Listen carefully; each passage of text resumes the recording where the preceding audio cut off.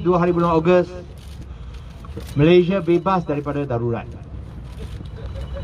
Tapi Malaysia pun nak bebas daripada COVID-19.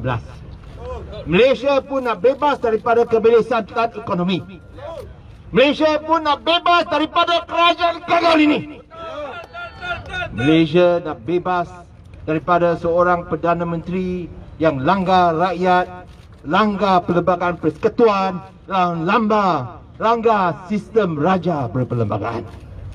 Sudah sampai masanya kita serahkan kuasa kepada Parlimen dan rakyat.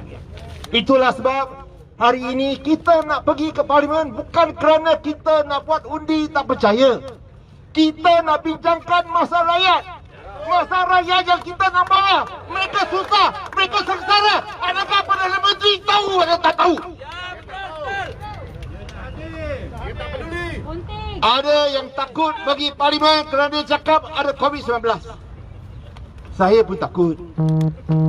Walaupun saya telah divaksinasi penuh. Tapi kita lebih takut. Kita akan tuntut kerana nak tutup Parlimen. Muhyiddin, unduhlah sekarang. Unduh Muhyiddin. Hidup rakyat. Tujuan kita adakan Parlimen ni ialah untuk bincangkan apa pendekatan-pendekatan yang patut dibuat, patut diambil oleh kerajaan untuk menangani wabak COVID ini, kesannya kepada ekonomi, kesannya kepada sosial.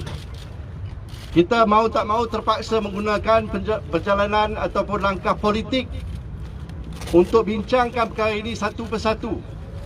Kerana apa? Bukan kerana kuasa, tetapi kerana rakyat. Kita lakukan ini semata-mata untuk kepentingan rakyat. Ini yang harus difahami oleh semua.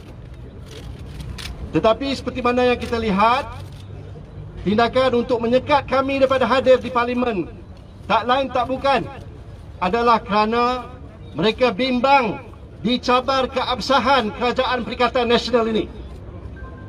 Mereka bimbang Tan Sri Muhyiddin Yassin akan tumbang sebagai Perdana Menteri. Mereka bimbang akan hilang kuasa. Jawatan-jawatan yang memberi pulangan yang begitu lumayan kepada setiap seorang menteri dan ketua-ketua JLC. Maka kami menuntut hak kami sebagai ahli-ahli Parlimen untuk dibenarkan bersidang secara rasmi di dalam Dewan Rakyat kita. Dia lawan institusi Parlimen, dia lawan institusi Raja, dia lawan yang di Pertuan Agong. Ya, kita tak boleh bersidang. Kami, pembangkang atau pihak pemerintah tetap menjadi ahli Parlimen. Tetapi bila keadaan pemerintahan jadi begini, pelabur mana nak datang? Sekarang ini hotel-hotel besar semua telah ditutup. Kalau investor tak datang kerana politik lebih teruk daripada Zimbabwe yang berlaku dalam negara parliamentary demokrasi. Oleh itu, kalaulah Zimbabwe ketuanya masih hidup, dia pun malu melihat Malaysia sekarang ini. Inilah kami ahli-ahli lama dalam Parlimen tak pernah merasai seperti ini di zaman Tan Sri Muhyiddin Yassin. Dia mesti pergi. Dia degil, dia langgar semua peraturan, dia langgar yang di Pertuan Agong, dia langgar Raja-Raja Melayu. Yang paling penting, dia langgar rakyat. Semua parti politik termasuk UMNO juga kena buat sikap sekarang ini.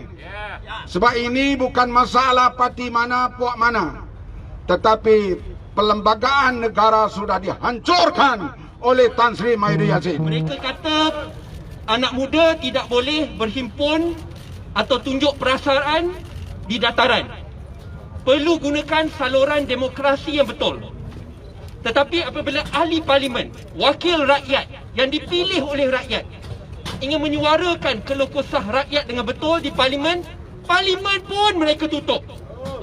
Kalau ini bukan perasaan pengecut, saya tidak tahu apa lagi.